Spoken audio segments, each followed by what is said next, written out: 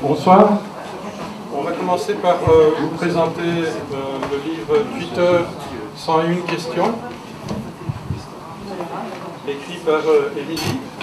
Bonsoir. Et Jean-Noël. Bonsoir. Avant de se lancer, je voulais dire que j'ai lu le livre, j'ai apprécié le processus total, et je pense que si vous voulez démarrer sur Twitter, il y a un bon moyen de le faire, c'est de prendre ce livre dans les mains sur une tablette et de plonger dans le livre. Il va vous faire passer à travers toutes les étapes, comprendre pourquoi cet outil pourrait être intéressant pour vous, quelle que soit votre situation, comment pratiquement arriver à le maîtriser et découvrir une série d'exemples assez impressionnantes d'utilisation dans toute une série de secteurs. Alors, je voulais vous demander, en fait, vous écrivez des haïkus, si j'ai bien compris, des haïkus numériques. En fait, je vois qu'il n'a pas l'air de suivre.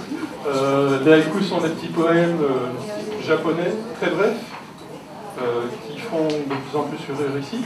Émilie, j'ai vu sur ta description, tu as pour l'instant 50 391 tweets à ton actif, et je dois certainement être en retard parce que je vais relever ça seulement fin de matinée. 889 abonnements, 15 461 abonnés, et j'ai pu aussi comprendre que tu étais mère de famille et intéressée par le rugby. Et la cuisine. Et la cuisine. Est-ce que tu peux un peu expliquer ce que tu fais dans la vie à part écrire? Alors, on a coutume de me présenter comme une maman de zéro, en fait. Donc, j'ai effectivement une activité professionnelle. Je suis consultante indépendante sur tout ce qui est stratégie médias sociaux. Donc, j'accompagne les entreprises à utiliser ces médias-là pour la promotion de leurs activités, pour la relation client. Et j'en passe, on pourrait passer des heures sur ce qu'on peut faire avec les entreprises et les médias sociaux. Et donc j'ai effectivement plusieurs passions, et donc j'ai créé un blog pour chaque passion et un compte Twitter pour chaque passion et une page Facebook pour chaque passion.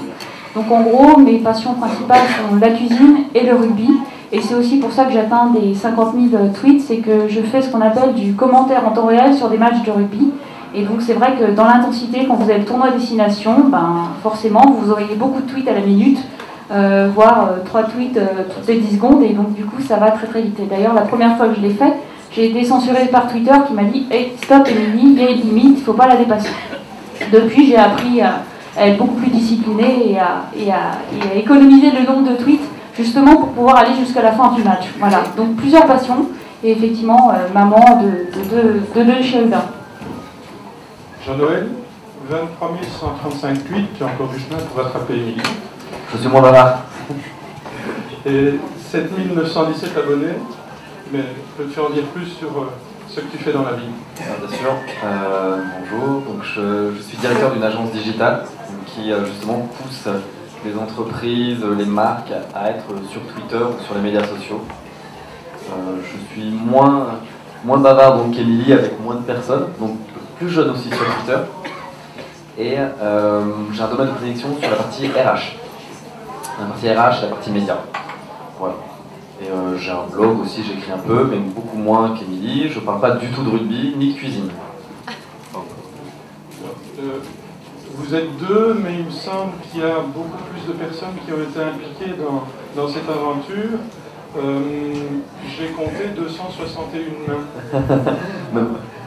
Donc ouais, il y a eu pas mal de mains sur Twitter, sur le livre. En fait, le livre est un pur produit de co-création avec la communauté de Twitter. L'idée, c'était de dire, on fait un livre tous ensemble, comme on aurait pu faire Twitter. On aurait pu poster les questions sur Twitter, des gens nous auraient répondu, et ainsi de suite. C'était l'idée du départ.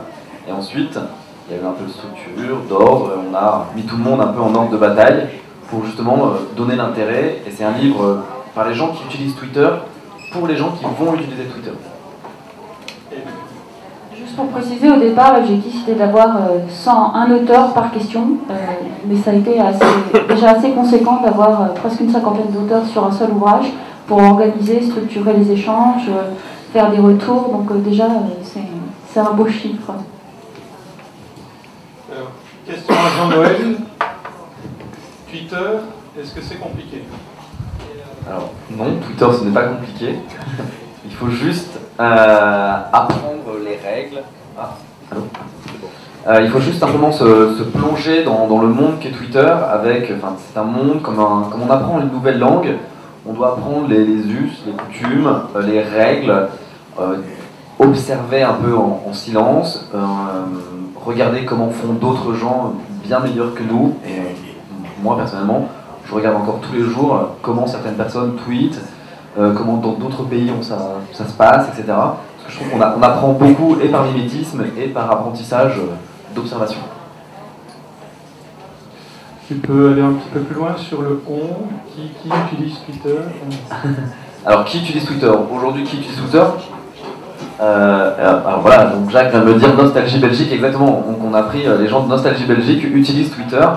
Beaucoup de gens utilisent Twitter aujourd'hui. On a tendance à se focaliser un peu facilement sur la partie les journalistes, les médias, les hommes politiques, etc. Puisqu'on voit bien que Twitter est avant tout un média chaud, c'est-à-dire qui est dans l'instant. On a besoin d'avoir des informations rapidement. Mais après derrière, il y a aussi les commerçants, les marques, les entreprises pour faire de la promotion de leurs produits, pour attirer du monde sur leur boutique. Aujourd'hui, rien n'empêche une librairie, de papier, donc comme ici, d'utiliser Twitter pour aller parler des promotions. Voilà, donc ils le font déjà. Donc allez voir sur Twitter Filagra, et ainsi de suite. Émilie, la question qu'on peut se poser aussi, c'est utiliser Twitter. Est-ce que ça va faire qu'on va de plus en plus rester collé à un écran et ne plus rencontrer personne dans la vie réelle? Non, ça c'est une très bonne question. Justement, avec les médias sociaux et le web en général, on a tendance à croire qu'on reste derrière son ordinateur. Mais finalement, des outils comme cela permettent justement de rentrer plus facilement en contact avec les gens, de se créer un réseau comme sur les autres réseaux sociaux, grand public ou professionnels. Et c'est vrai que justement, ça permet de générer des rencontres. Typiquement, voilà, on se dit, je suis à tel endroit, je suis en Belgique. Typiquement, il y a des gens que je connais via Twitter qui sont présents ici. Et c'est des opportunités justement pour prendre un café, pour discuter, pour se voir. Donc c'est vraiment des créateurs de rencontres, des générateurs de rencontres. Donc non, au contraire, c'est tout l'inverse. C'est que ça permet de rencontrer des nouvelles personnes, de faire des rencontres très très intéressantes. Non, je tiens simplement à dire, et je vais préciser parce que je vais en profiter, parce que je vois qu'il y a Frédéric qui est là-bas. Il y a un concept qui a été les apéros RH qui a été lancé. Et donc Frédéric est l'organisateur des apéros RH donc, sur Bruxelles.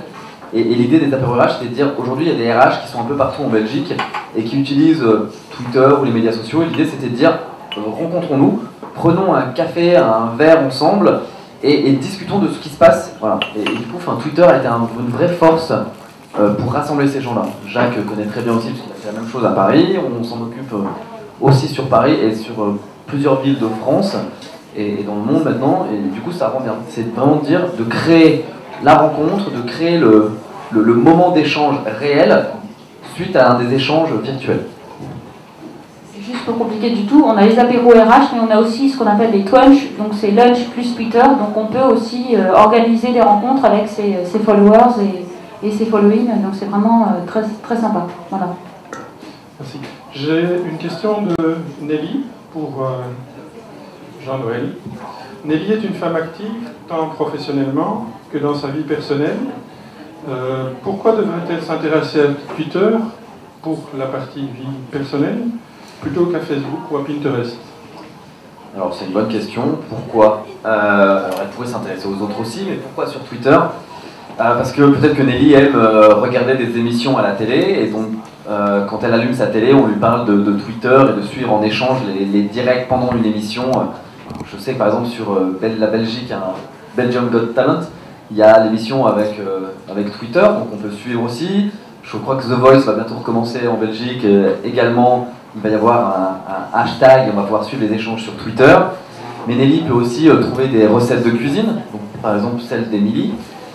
Nelly peut-être, même si elle est très active professionnellement, elle va avoir un moment envie de changer de travail, et du coup elle va rencontrer d'autres RH, d'autres offres d'emploi et ainsi de suite.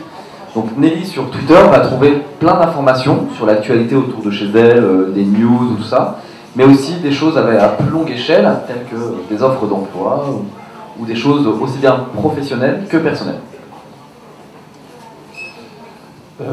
Émilie, pour toi, François avait une question. François est graphiste professionnel indépendant et il se demandait ce que ça pouvait lui apporter dans son métier. Je vois 3 axes principaux. Le premier, c'est que en tant que graphiste indépendant, il a la possibilité justement de faire de la veille dans son secteur d'activité, donc être au courant des dernières tendances, des derniers designs, donc s'inspirer un peu de ce qui existe. Donc c'est le côté veille. Le deuxième, c'est qu'il peut avoir accès et échanger avec sa communauté, donc rencontrer d'autres graphistes, faire la connaissance d'autres graphistes, et encore une fois, avoir ces échanges qui sont importants pour le faire évoluer dans son métier, voire éventuellement dans le cadre d'une évolution de carrière. Et le troisième point, c'est le côté en fait plutôt prospection, c'est-à-dire qu'il peut justement via Twitter, en mettant en place les bonnes alertes, justement trouver des nouveaux clients et surveiller des demandes ici et là, et donc pouvoir évoluer professionnellement, commercialement aussi. Voilà, c'est 3 axes principaux concrets qui peuvent être intéressants pour lui. Merci. Jean-Noël et Émilie, vous avez l'occasion ce soir de rencontrer des gens. Il y a peut-être des choses que vous aviez envie de leur dire en plus de ce qu'on vient de dire maintenant. N'ayez pas peur. Non, c'est ce qu'on a tendance à dire en général. Non, désolé, je t'ai piqué ta réplique. Donc n'ayez pas peur. Et puis la deuxième chose, c'est ce que je dis, c'est que laissez une chance à Twitter, c'est-à-dire qu'effectivement, au premier abord, ça paraît pas évident, on ne sait pas trop ce qu'on veut en faire. Donc prenez le temps d'observer, de voir ce qui se passe, essayez d'identifier un peu vos centres d'intérêt et ensuite lancez-vous. Mais en tout cas, prenez le temps d'observer et donnez-lui une chance, parce que souvent on attend sur ça sert à rien, c'est nul. Il y a des gens qui disent qu'ils boivent un café, qui mangent un macaron, ou qui sont passage à la librairie Filigrane par exemple. Bon, ça vous paraît anecdotique, mais il y a plein d'autres informations qu'on peut puiser dans Twitter au-delà du côté personnel. Voilà. Pareil. Non, j'ai la dernière chose, lancez-vous. Tu retweets ce qu'elle vient de dire. Oui, exactement, je retweet ce que Émilie vient de dire, donc n'ayez pas peur et lancez-vous. Merci. Merci à tous les deux.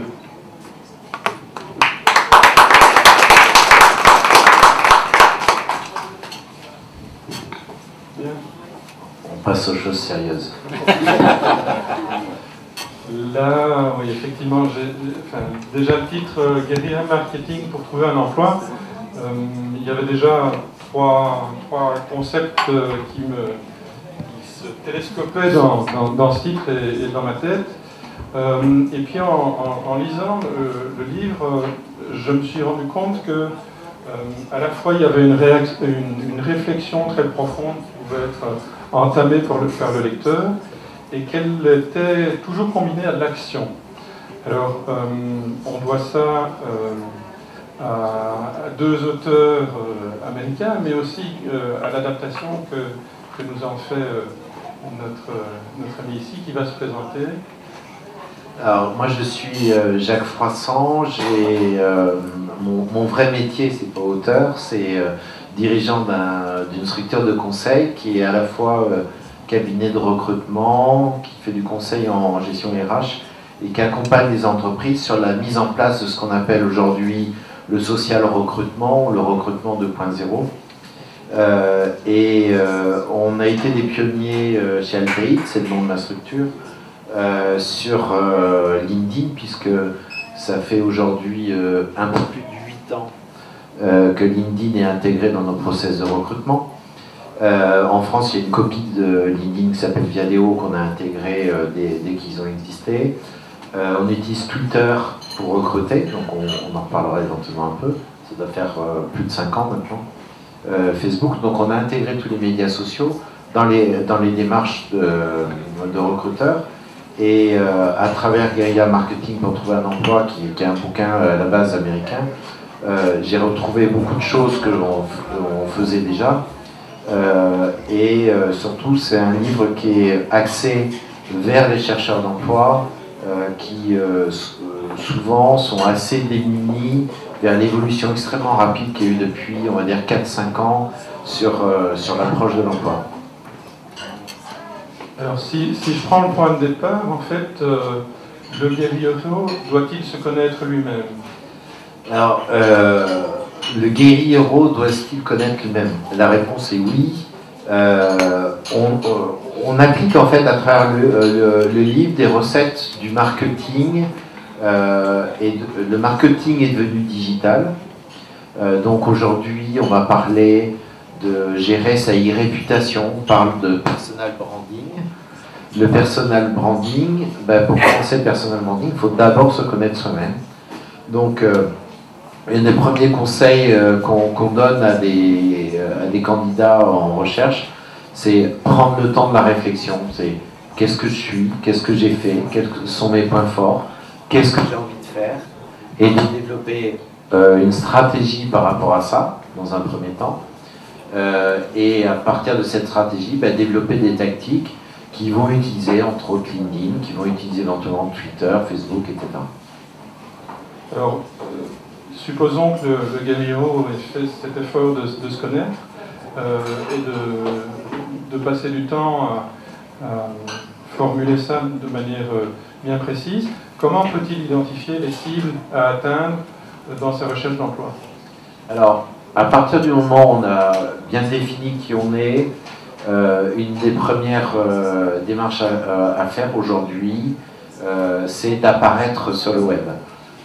Apparaître sur le web, c'est pas simplement apparaître sur son nom, c'est apparaître sur des mots-clés qui vous définissent. Si par exemple, vous cherchez une position de direction commerciale dans l'agroalimentaire, idéalement, il faut qu'en tapant directeur commercial agroalimentaire dans Google, on tombe en première page sur votre profil. Voilà. Donc ça, c'est tout un travail derrière qui passe par l'utilisation d'un certain nombre d'outils. LinkedIn est le premier, mais ça peut être un blog, ça peut être un compte Twitter bien ciblé, ça peut être, pourquoi pas, de réutiliser des vidéos, vous avez déjà été interviewé ou d'en créer, parce que le référencement Google sur des vidéos YouTube est extrêmement élevé. Donc c'est créer d'abord ce paysage-là. Et ensuite, le deuxième, c'est d'utiliser son réseau pour aller contacter des gens. Dans son réseau, un réflexe d'un candidat qui est un chercheur d'emploi, c'est d'aller voir les gens qu'il connaît bien pour leur dire « cherche du boulot ».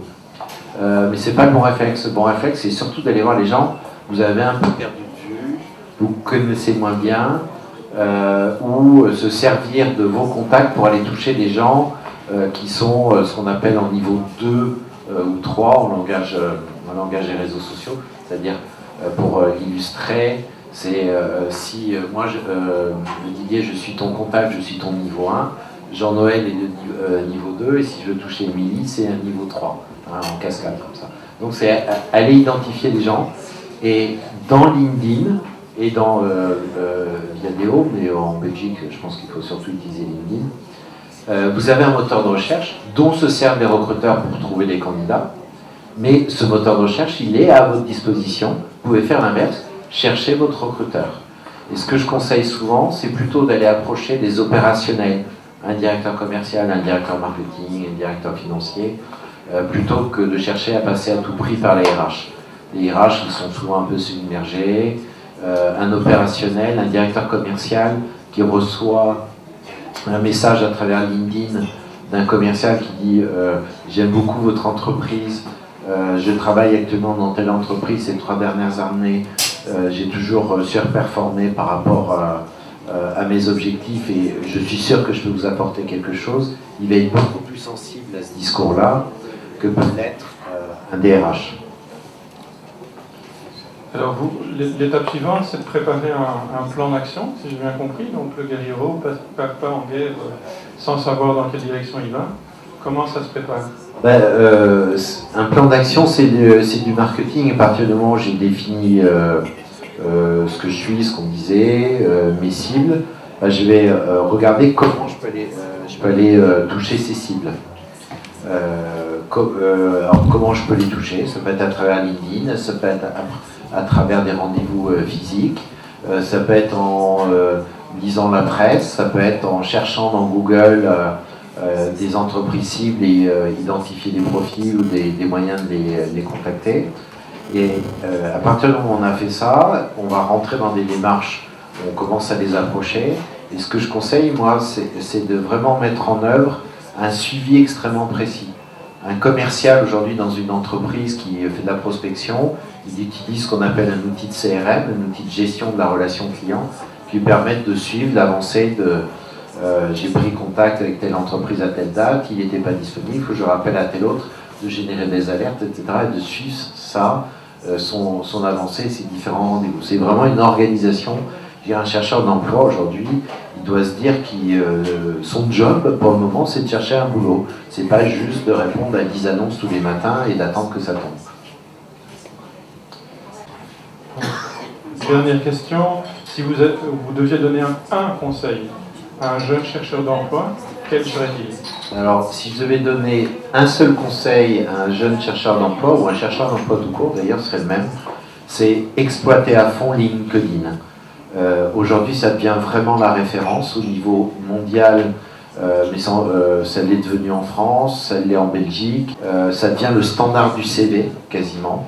Aujourd'hui, on parle de moins en moins de CV, on parle de profil, parce qu'un profil sur LinkedIn, c'est un profil qui va être enrichi éventuellement par des gens qui peuvent vous recommander, hein, vos anciens collègues de travail, patrons et autres peuvent vous recommander.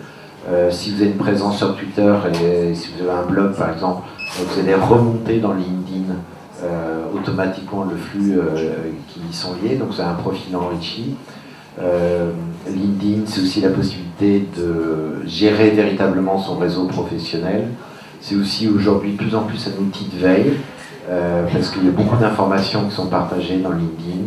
Il y a une très grande richesse dans les groupes, il y a des groupes sur des sujets. Moi, par exemple, j'anime un groupe qui s'appelle Recrutement et RH 2.0.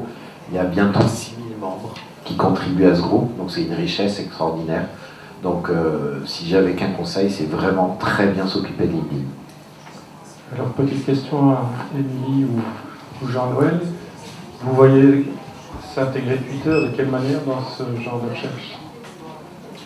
Sur la recherche d'emploi? Oui. Moi, je dirais qu'aujourd'hui, on a multiples possibilités effectivement sur Twitter, au-delà de suivre justement les comptes de grands acteurs du secteur du recrutement, comme je pense à Cadre Emploi ou tous les grands acteurs de ce domaine-là en France. Sinon, il y a la possibilité de suivre justement des hashtags, des listes dédiées, des groupes, des personnes justement qui diffusent des offres d'emploi et de mettre en place des alertes. Typiquement, moi qui suis community manager, on peut suivre des hashtags comme job, CM, et ça permet GA, et puis on peut rajouter aussi une localité comme le hashtag Paris, et ça permet justement de faire des filtrages très, très pointus sur ce qu'on peut trouver sur Twitter, et ça permet d'être alerté de manière efficace, je dirais. Voilà, typiquement, le genre de choses qu'on peut faire. Suivez bon compte, mettre en place les bonnes alertes, et les bonnes personnes aussi. Voilà. Et puis, rien n'empêche après d'envoyer un petit message privé de temps en temps aux personnes qu'on connaît et qui sont susceptibles de vous apporter une aide dans votre recherche d'emploi. Si. Pas mieux. Non, non, pas là, on m'enlève les mots de la bouche. Non, pas du tout. Ce qui est bien, c'est qu'avant, on était obligé d'attendre, en France, avec le Figaro, les pages du jeudi du Figaro, c'était ça? Lundi le Figaro. Et Saumon le lundi, voilà. l'Express le jeudi, Le Monde le mardi, etc. Il a l'avantage de l'âge et une très bonne mémoire. Et du coup, on attendait les pages, alors que pour les emplois, les offres d'emploi et tout, aujourd'hui, avec Twitter, on peut tout avoir en temps réel. Voilà. Donc c'était pour ça l'avantage d'intégrer dans sa recherche un outil tel que Twitter. Bon, je suis une vraie bavarde, décidément. Vous avez aussi, c'est pour rejoindre ce que dit Jean-Noël, c'est aussi c'est pas le côté attentif, c'est qu'on peut vraiment aller vers les autres et être vraiment actif dans sa démarche d'emploi, et du coup c'est beaucoup plus intéressant, et on trouve beaucoup plus de choses. Pour conclure là-dessus, c'est la vraie révolution dans l'emploi, c'est que on n'est plus en tant que candidat, on n'est plus dans une démarche relativement passive où j'envoyais mon CV et j'attendais. Aujourd'hui, on peut être proactif, et donc on a balayé un certain nombre de moyens, mais il y en a plein d'autres dans le livre. Mais Twitter et LinkedIn sont vraiment des piliers de ça, pour se faire repérer, pour communiquer, pour échanger. Et nous, chez LTI, on diffuse nos offres d'emploi à travers Twitter. Une petite anecdote qu'il y a quelques jours. On met généralement l'offre d'emploi sur notre site web, et quand c'est fait, les consultants viennent me voir pour me dire « Tiens, est-ce que tu peux la tweeter ?» Et l'autre jour, une consultante qui me demande ça et qui revient une heure après me dit « Mais tu l'as fait, j'ai pas reçu de CV. » Parce qu'elle est tellement habituée à recevoir des CV dès la première heure de la diffusion sur Twitter, quelle que soit l'heure, que ça la surprenait, qu'elle avait un doute du fait que je l'ai bien fait. Voilà. Donc c'est vraiment ça la puissance de Twitter et de LinkedIn. Je rajoute encore un dernier point, c'est que vous avez en tant que candidat la possibilité aussi de faire des recherches sur les recruteurs et sur les entreprises auxquelles vous vous intéressez. Donc il y a ce côté, je me renseigne avant d'aller voir la personne en question. Voilà, c'est vraiment ce côté recherche d'information. Il n'y a pas que le recruteur qui peut se renseigner sur le candidat, il y a aussi le candidat qui peut se renseigner sur le recruteur. Voilà, j'arrête là.